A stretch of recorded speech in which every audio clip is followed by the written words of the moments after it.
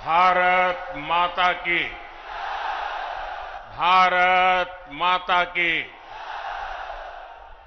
गिद्धौर दुर्गा माई, बाबा धनेश्वर नाथ के ई पवित्र भूमि के नमन करिए। भगवान महावीर के ई ज्ञान भूमि पर अपने सबके अभिनंदन करिए। मंच पर विराजमान सभी वरिष्ठ महानुभाव और विशाल संख्या में हमें आशीर्वाद देने आए हुए मेरे प्यारे भाई और बहनों, मैं इस तरफ देख रहा हूं, पूरा हुजूम का हुजूम अभी आ रहा है।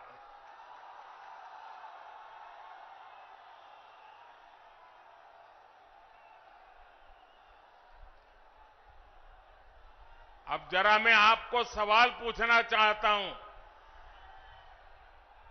ये चुनाव सभा है कि विजय सभा है?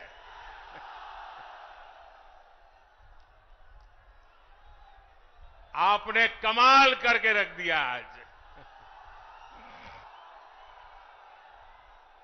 आज जमुई की इस खूबसूरत धरती पर उमड़ा ये जन सैलाब बता रहा है जनता का मूड क्या है। जुमई से बीजेपी और एनडीए के पक्ष में उठी ये हुंकार बिहार के साथ ही पूरे देश में गूंज रही है। जमुई, नवादा, मुंगेर, बांका के साथ साथ बिहार की सारी 40 सीटें एनडीए के खाते में देने का आप बिहार वासियों का निर्धार, मैं इस निर्धार को नमन करता हूं। और इसलिए पूरा बिहार कह रहा है, फिर एक बार, फिर एक बार, फिर एक बार। साथियों, मैं जब भी आपके बीच आया हूं, आपने मुझे भरपूर प्यार दिया है, अपनापन दिया है। लेकिन आज इस मंच से एक कमी हम सबको महसूस हो रही है। हमारे लिए ये पहला ऐसा चुनाव है जब बिहार के बेटे दलितों, वंचितों के प्रिय और मेरे परम मित्र पद्म विभूषण से सम्मानित रामविलास पासवान जी हमारे बीच नहीं है। मुझे संतोष है कि रामविलास जी के विचार को मेरा छोटा भाई चिराग पासवान पूरी गंभीरता से आगे बढ़ा रहे हैं। 19 अप्रैल को आप एनडीए को जो समर्थन देंगे, आप भाई अरुण भारती जी को जो एक एक वोट देंगे, वो रामविलास जी के संकल्पों को मजबूती देगा। साथियों, बिहार की धरती पूरे देश को दिशा दिखाने वाली रही है। बिहार की इस धरती ने आजादी की लड़ाई में और स्वतंत्र भारत की नींव मजबूत करने में बहुत बड़ी भूमिका निभाई है। लेकिन दुर्भाग्य से बिहार के सामर्थ्य के साथ आजादी के बाद 5-6 पीढ़ियों के साथ यहां न्याय नहीं हो पाया। बिहार को एनडीए गठबंधन बहुत ही परिश्रम से एक बड़े दल से बाहर निकालकर लाया है। हमारे नीतीश बाबू की इसमें बहुत बड़ी भूमिका रही है। अब समय आ गया है कि बिहार और तेज गति से विकास करे। इसलिए 2024 का चुनाव बिहार और भारत के भविष्य के लिए बहुत निर्णायक है। ये चुनाव विकसित बिहार के सपनों को पूरा करने का चुनाव है। ये चुनाव विकसित भारत के संकल्प को मजबूत करने का चुनाव है।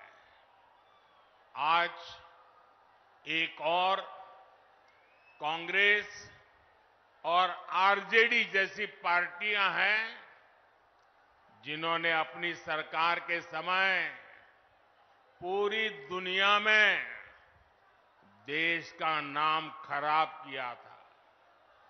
दूसरी ओर बीजेपी और एनडीए है जिसका एक ही लक्ष्य है, विकसित भारत का निर्माण, खुशहाल बिहार का निर्माण। आप याद करिए 10 साल पहले दुनिया में भारत को लेकर क्या राय होती थी। कांग्रेस के राज में भारत को कमजोर और गरीब देश माना जाता था। छोटे छोटे देश आज जो आटे के लिए तरस रहे हैं, उनके आतंकी हम पर हमला करके चले जाते थे। और तब की कांग्रेस दूसरे देशों के पास शिकायत लेकर जाती थी। मोदी ने कहा, ऐसे नहीं चलेगा। भारत वही महान पाटलिपुत्र और मगध वाला भारत है। भारत वही चंद्रगुप्त मौर्य वाला भारत है।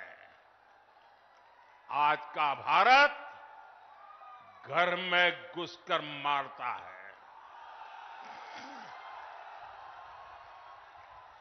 आज का भारत दुनिया को दिशा दिखाता है।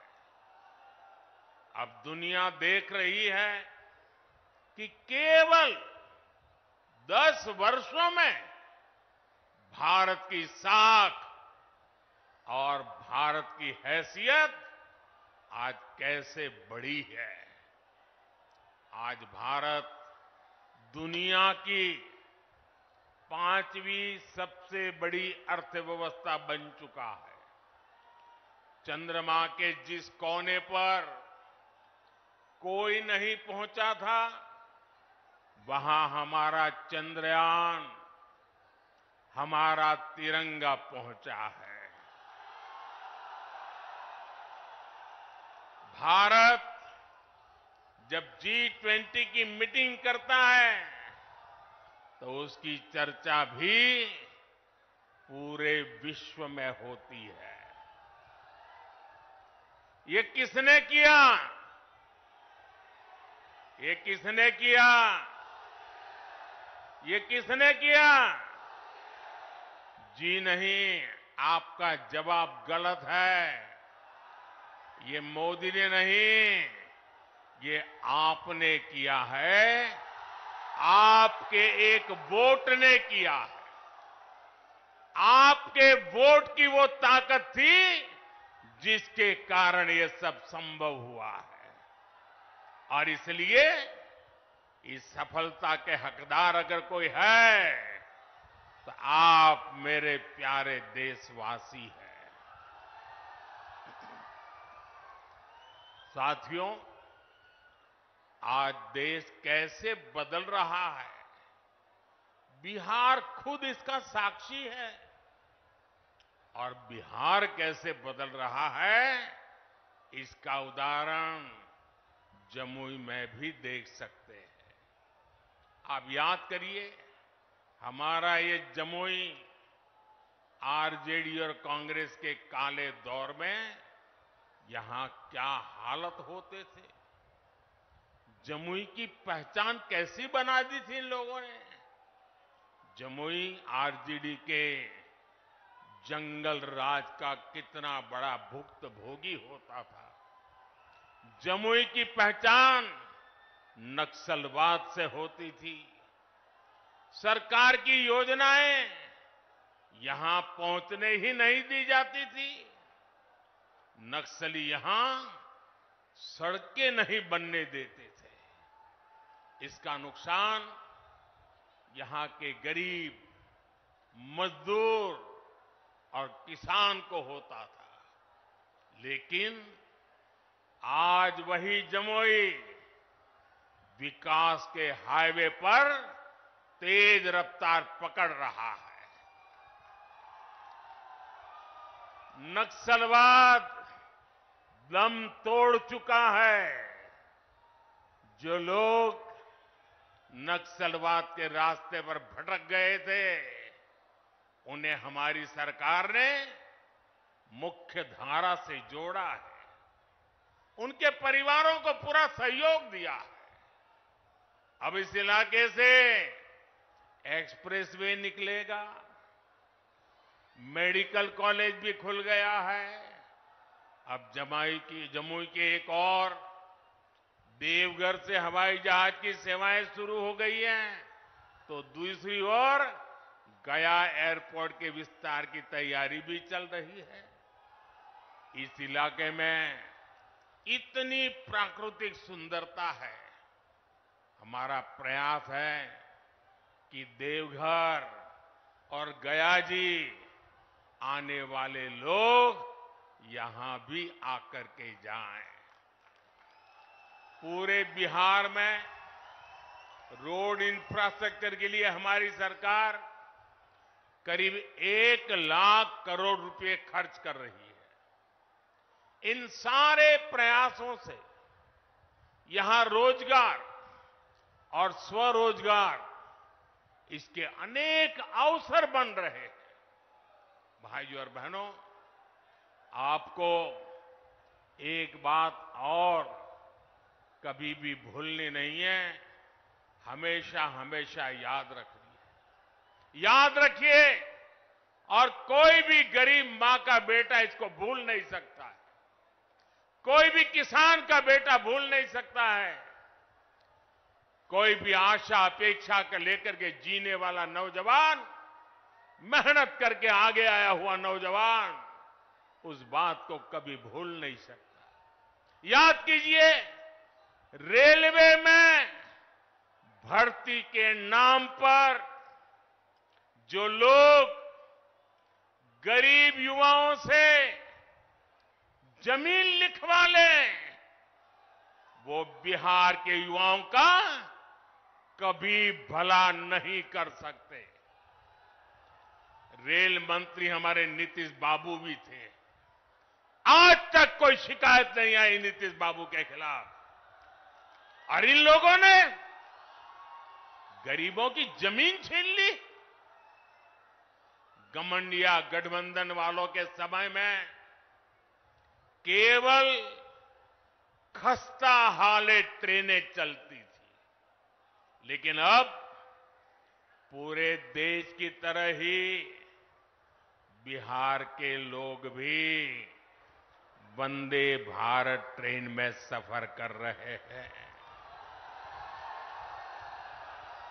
और जल्द ही ये ट्रेनें देश के हर रूट पर दौड़ती नजर आएगी।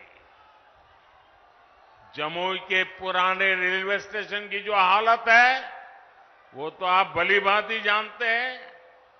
अब जमुई का रेलवे स्टेशन भी आधुनिक बन रहा है। कुछ महीने पहले जब नए रेलवे स्टेशन की तस्वीर दिखाई गई थी तो सब जगह उसकी चर्चा हुई थी। वो दिन दूर नहीं जब बिहार के बड़े रेलवे स्टेशन भी एयरपोर्ट्स की तरह सुविधा युक्त होंगे। साथियों, अभी नीतीश बाबू बता रहे थे कितने सारे काम हुए, भाई चिराग बता रहे थे कितने सारे काम हुए, हमारे सम्राट जी बता रहे थे कितने सारे काम हुए, और मैं भी इतने सारे काम बता सकता हूं, शायद रात भर मीटिंग चलानी पड़े, लेकिन उसके बावजूद भी भाइयों बहनों ये मोदी है। मोदी की कुछ सोच ही अलग है। ये इतने सारे कामों की सूची बताई जाती है ना, ये 10 साल में जो हुआ वो तो सिर्फ ट्रेलर है, ट्रेलर। अभी तो बहुत कुछ करना है। अभी तो हमें देश को, बिहार को बहुत आगे लेकर के जाना है। आप मेरे साथ सहमत हैं? सहमत हैं? सहमत हैं? और आगे जाना है ना, बहुत आगे बढ़ना है ना, बिहार को भी बढ़ाना है ना, हिंदुस्तान को भी बढ़ाना है ना। साथियों, ये मोदी गरीबी के ताप को सहकर यहां पहुंचा है, इसलिए हर गरीब के सपने का महत्व मोदी भली भांति जानता है, उसको जीने का प्रयास करता है। और इसलिए बिहार के मेरे नौजवान, बिहार की मेरी माताएं बहनें, बिहार के हर बुजुर्ग, मेरे शब्द लिख करके रखिए, और ये मोदी की गारंटी है, आपका सपना ही मेरा संकल्प है। इसलिए केंद्र सरकार ने गरीब कल्याण को सर्वोच्च प्राथमिकता दी है। केंद्र सरकार के प्रयास से यहां बिहार में गरीबों को 37 लाख पक्के घर मिले हैं। आज बिहार के करीब 9 करोड़ जरूरतमंदों को मुफ्त राशन मिल रहा है, और मोदी की गारंटी है अगले 5 साल भी मिलता रहेगा। बिहार में 84 लाख से ज्यादा आयुष्मान कार्ड भी बने हैं। इसलिए ही मैं कहता हूं, जब नीयत सही तो नतीजे सही। साथियों, बीजेपी सरकार इंसानों की सेवा तो कर ही रहा है, हमने पशुधन की भी उतनी ही रक्षा करने का तय किया है। केंद्र सरकार ने बिहार के करीब 2 करोड़ पशुओं को खुरपका, मुंहपका जैसी बीमारियों से बचाने के लिए मुफ्त में टीकाकरण का अभियान चलाया है। आपको कोविड के समय मुफ्त में जो मोदी ने टीका दिया वो तो याद है। मोदी पशुओं को भी टीका मुफ्त में लगा रहा है। पहले गरीबों का जो पैसा बीच में ही लूट लिया जाता था, अब वो सीधे आपके खाते में पहुंच रहा है। आज बिहार के 85 लाख से ज्यादा किसानों को पीएम किसान सम्मान निधि का लाभ मिल रहा है। यहां जमुई में ही किसानों को इस योजना के तहत 850 करोड़ रुपए से अधिक सीधे उनके बैंक खाते में पहुंचे हैं। आप मुझे बताइए साथियों, एक गठबंधन गठबंधन वालों की सरकार होती तो आपके बैंक खाते में सीधे पैसे भेजने वाली व्यवस्था बनती क्या? हो सकता क्या? आरजेडी कांग्रेस आपके हक के सारे पैसे भी लूट लेते और आपसे साइन भी करा लेते कि हां पैसा मिल गया है। साथियों, आज देश के सारे भ्रष्टाचारी जो हमेशा एक दूसरे से लड़ते थे, एक दूसरे पर भ्रष्टाचार के आरोप लगाते थे, एक दूसरे को जेल में बंद करने की मांग कर रहे थे, अब वो सब मिलकर मोदी आया।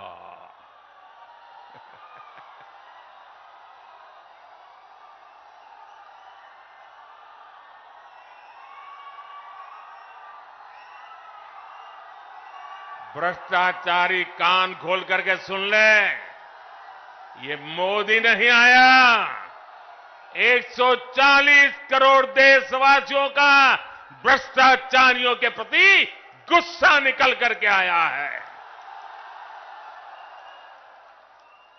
और इसलिए ये मोदी के खिलाफ अनाप शनाप पता नहीं क्या क्या बोलते हैं। साथियों, मैं कहता हूं भ्रष्टाचार हटाओ। मोदी कहता है भ्रष्टाचार हटाओ, वो कहते हैं भ्रष्टाचारी बचाओ। आप मुझे बताइए, भ्रष्टाचार हटना चाहिए कि नहीं हटना चाहिए? इस देश से भ्रष्टाचार जाना चाहिए कि नहीं जाना चाहिए? हर स्तर पर से भ्रष्टाचार जाना चाहिए कि नहीं जाना चाहिए? जिन्होंने लूटा है उन्होंने लौटाना पड़ेगा कि नहीं पड़ेगा? साथियों, ये कौन लोग हैं जो भ्रष्टाचार के खिलाफ इतनी बड़ी लड़ाई का विरोध कर रहे हैं? आप देखिए, एक तरफ एनडीए सरकार है जो नए उद्योग लगाने की बात करती है, दूसरी ओर ये लोग हैं जिनकी पहचान अपहरण उद्योग की रही है। एक तरफ एनडीए सरकार है जो सोलर पावर और एलईडी लाइट की बात करती है, दूसरी ओर एक गठबंधन गठबंधन वाले लोग बिहार को लालटेन युग में रखना चाहते हैं। हम नीतीश जी के सहयोग से बिहार में हाईवे और एक्सप्रेसवे बना रहे हैं, जबकि आरजेडी ने बिहार को गड्ढे और खाई में धकेल दिया था। एनडीए सरकार गरीबों की उनकी जमीन का प्रॉपर्टी कार्ड दे रही है, जबकि आरजेडी के लोग गरीबों की जमीनों पर कब्जा करते हैं। हम महिलाओं को सुरक्षा की गारंटी देते हैं, बेटियों को नए अवसर देते हैं, जबकि आरजेडी के लोग जंगल राज में बेटियों को सड़कों से उठा लिया जाता था। साथियों, हमारी सरकार में राम मंदिर का 500 वर्ष पुराना सपना पूरा हुआ।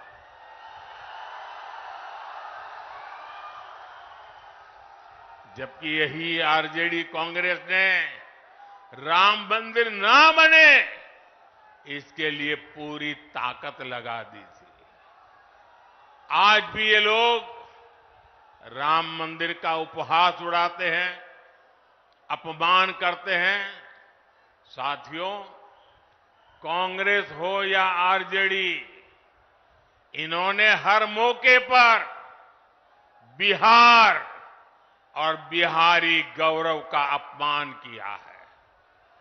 यही कांग्रेस और आरजेडी की जिसने कर्पूरी ठाकुर का अपमान किया था। अभी कुछ ही समय पहले हमारी सरकार ने बिहार के गौरव कर्पूरी ठाकुर को भारत रत्न दिया, तब भी इन लोगों ने उसका विरोध किया। इन्हीं लोगों ने रामनाथ कोविंद जी को राष्ट्रपति बनाने का विरोध किया। कांग्रेस और आरजेडी ने आदिवासी महिला द्रौपदी मुर्मू जी को राष्ट्रपति का चुनाव हराने के लिए पूरी ताकत लगा दी थी। 19 अप्रैल को आपको इन गरीब विरोधी लोगों को अपने वोट से हराना है। चुन चुन करके इनको साफ करना है। करेंगे? घर घर जाएंगे, लोगों को समझाएंगे। आपको मेरा एक और काम करना है। घर घर जाकर लोगों को बताएं, मोदी जी आए थे, मोदी जी ने अपना प्रणाम भेजा है। मेरा प्रणाम पहुंचा देंगे। हर परिवार में मेरा प्रणाम पहुंचेगा। ये आपकी गारंटी? तो मेरी गारंटी है विकास की। मेरे साथ बोलिए, भारत माता की, भारत माता की। बहुत बहुत धन्यवाद।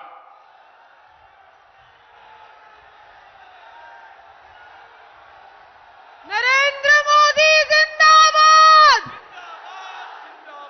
भारत माता की, भारत माता की।